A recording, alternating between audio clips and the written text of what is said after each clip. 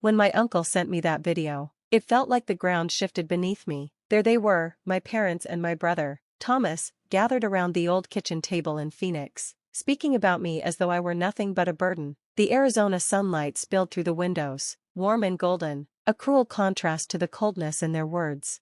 "Lindsay only helps because she owes us," my mother sneered. "After everything we've done for her, covering the mortgage is the least she can do." Thomas smirked. "Yeah, and she acts like she's doing us a massive favor. What a joke." The worst was my father's silent nod of agreement. The man who once taught me to ride a bike and helped me with homework now sat there, complicit in tearing me down. The video, shaky but unmistakable, carried their voices clear as glass. I watched it 3 times, each replay stripping away denial, leaving only a sharp clarity. For 4 years, I'd been shouldering most of their mortgage through my LLC, Divine Investments. They thought they were paying a bank, never bothering to read the fine print of the agreement my advisor had structured. Every month, they sent in their modest portion while I quietly covered the rest, more than $200,000 in total, yet they still dismissed me as stingy and ungrateful. Uncle Jason's text followed the video. "You needed to see this, Lindsay." I couldn't keep quiet anymore. "They've been talking like this for months." I sat at my desk, spreadsheets glowing on my screen, the numbers undeniable. My hands were steady as I pulled up the mortgage agreement, a small smile tugging at my lips when I found the purchase option clause Kate, my advisor, had wisely included. Just in case, she'd told me, perhaps she'd known something like this might come. The next payment was due in 2 weeks. For the first time, I knew exactly what I would do. I messaged my uncle back, "Thank you for showing me the truth. Don't worry, they won't know it came from you. But things are about to change." I had always been their safety net. When the housing market crashed 4 years ago, I was 27, thriving as a software development manager, though they never respected my career. They wanted me to take over my father's failing real estate business instead.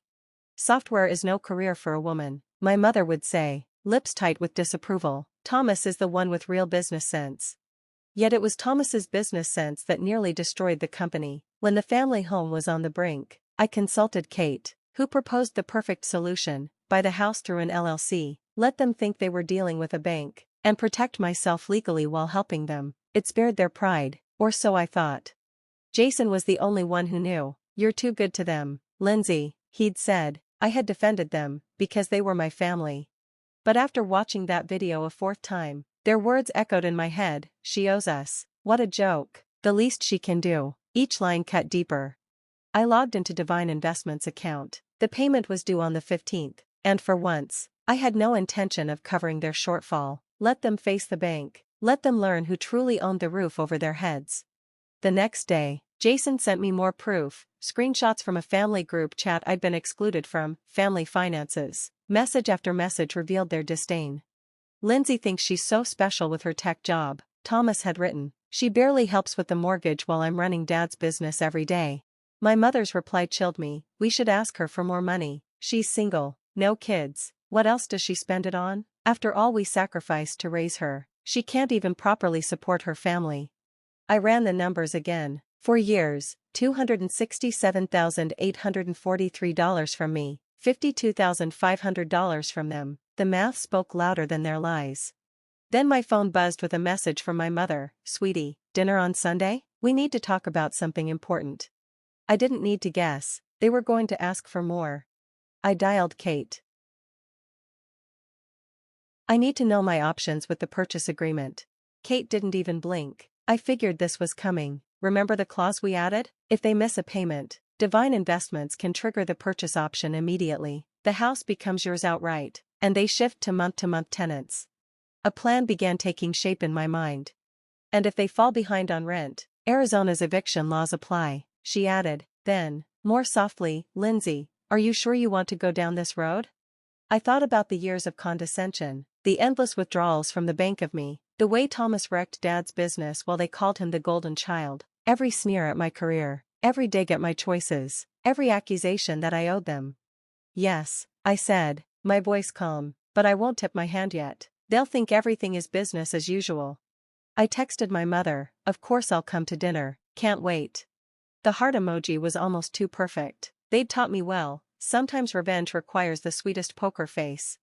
The payment was due in 13 days. For the first time, I wasn't going to catch them when they fell. Sunday dinner was an exercise in control. I arrived at 6 sharp, desert skies glowing orange and violet as the sun dipped low. The house, my house, technically, looked the same as it had for 2 decades. Inside, the smell of lasagna wrapped around me like a weapon disguised as comfort.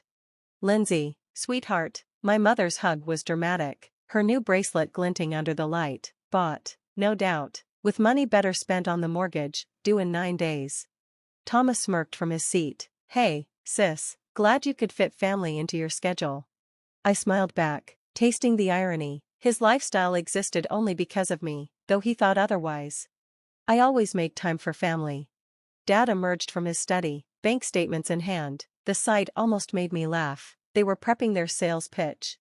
Before dinner began, my mother launched in, "We've been thinking about how blessed we are to have a successful daughter. Your father and I sacrificed so much."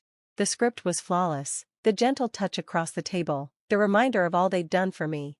"The mortgage is getting heavy," Dad added, voice heavy with paternal authority, "and since you're doing so well in your computer job, software development," I corrected, though they'd never cared to understand. "Right," he waved it off. "We thought you could contribute a little more, for the family home." "We're only asking for $2,000 extra a month," my mother said quickly. "It's nothing, considering what you make."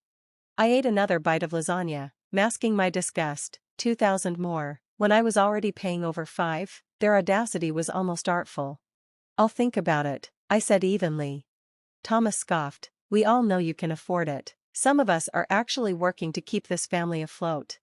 I smiled thinly. Soon, he'd learn just how much I was already carrying. After dinner, I wandered toward the bathroom but paused by Dad's study. The door was ajar, their voices hushed but clear. "She's not going to help," Thomas snapped. "Did you see her face? Sitting there all smug with her tech money." "Patience," Dad said. "I found something in her cloud storage last time she used our Wi-Fi, some LLC called Divine Investments. She's hiding money instead of helping us." My blood went cold. They'd snooped on my files. Careless of me not to use a VPN. I raised a snake, my mother hissed. "If she won't step up, I'll remind her about the tuition money she stole in college. She thinks we don't know, but we do." I almost laughed out loud. The stolen money was a loan Dad approved when his check bounced. I'd repaid it with interest. Their blackmail was pathetic. "And if that fails," Thomas added, "we'll go to her HR, drop hints about her mental state. Maybe suggest she's been misusing company resources. That'll shake her." The casual cruelty froze me more than the threats themselves. These weren't family, they were predators. I slipped back to the bathroom, flushed for effect, and rejoined them at the table. Their smiles were polished, rehearsed. "Lindsay, dear," my mother said sweetly, "any thoughts about helping more with the mortgage?" I held her gaze. "Actually, yes, you'll have my answer in 8 days." The date wasn't random. Their payment deadline was in 8 days. That's when the mask would come off. 8 days? Thomas frowned. "Why so specific?" I stood, collecting my purse. "I need to check with my advisor. You understand, being careful with money is just good business sense." I smiled at Thomas as I echoed their favorite phrase. At the door, my mother hugged me with rehearsed warmth. "We knew you'd understand, sweetheart. Family always comes first." Yes, I agreed, already picturing the eviction notice waiting in my desk drawer. Family always gets exactly what they deserve.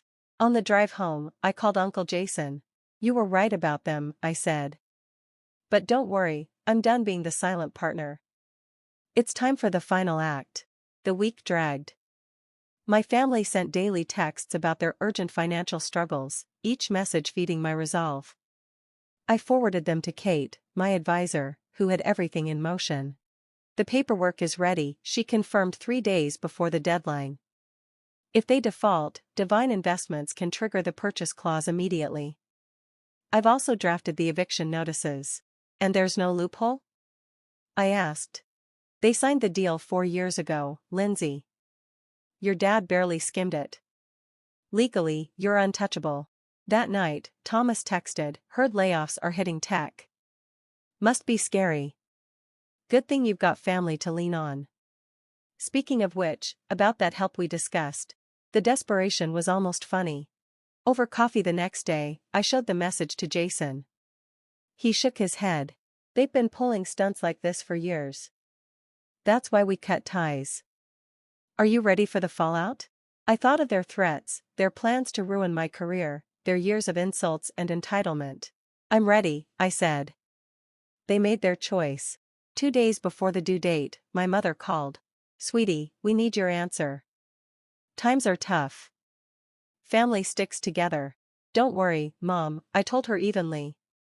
Everything will be clear very soon. That night, an email came from their bank. Their attempted transfer to Divine Investments had bounced. They were already overdrawn. I sent it to Kate. Here we go, she replied. Want me to file tomorrow? No, I typed back. Let them think everything's fine. Timing is everything. I spent the evening drafting a report for my HR department, complete with proof of my family's threats. If they tried to smear me, I'd be ready. The deadline arrived.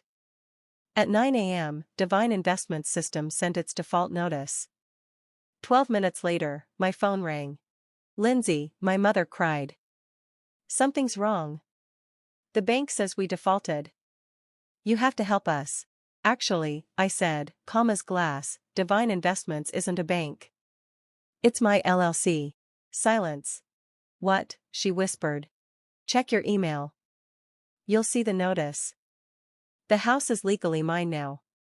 Your tenants, month to month. This is a joke, she sputtered. No joke. I covered your mortgage for 4 years while you mocked me, plotted to blackmail me, threatened my job. Jason showed me everything. My father's voice cut in, harsh and indignant. You ungrateful. Careful, I interrupted. Is that how you talk to your landlord? I have the eviction notice ready. Don't tempt me to serve it early. I hung up and blocked their numbers. The flying monkeys came quickly, relatives, family friends, all parroting family forgives family. Delete. Some debts can't be paid with forgiveness. 3 months later, the house stood empty. My family had finally moved to a small apartment across town after exhausting every trick, every plea, every legal angle. The documents held. They had no power. Thomas's HR stunt had backfired, my preemptive report had protected me, and his complaint triggered an ethics inquiry that ended his career. My mother left one last voicemail, her voice thick with tears. How could you do this to your own family? The answer was simple. They'd taught me exactly what family meant, and I'd believed them. I walked through the kitchen where they once called me worthless while I paid their bills. The irony was sharp, almost sweet. Jason and his wife would be by soon to help me prep the house for sale. The proceeds would seed a foundation for victims of financial abuse. Something good, finally, from all of it. A buzz on my phone, Kate. Their lawyer just confirmed, the final papers are signed. It's done. I smiled, taking one last look around. They'd always said family comes first. I chose myself. And for the first time in years, that felt exactly right.